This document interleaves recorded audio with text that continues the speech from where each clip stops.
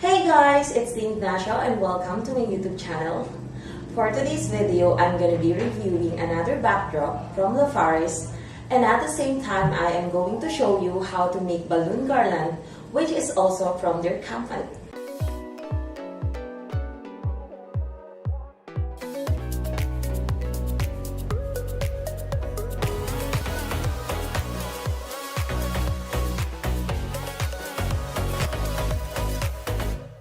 If you watch my last video about Lofaris, that time they they only have backdrops for all occasions. But now I'm super duper happy because they are now selling balloon garlands, which I really love. And oh yeah, by the way guys, this is not a sponsored video and I am not getting paid in any way to do this video. The company just sent me some of their products for me to review them for free, and I thought why not show you guys some of their products, and if you'll get interested in getting affordable ones, then just type lofarisbackdrop.com in your browsers and see for yourself their amazing backdrops for all occasions or events. Lofaris sent me 3 backdrops and 2 balloon garlands. And yeah, I got the one that you're seeing behind me, and I'm going to use this backdrop for my tutorial today because this backdrop is appropriate for the season. So without further ado, let's get started.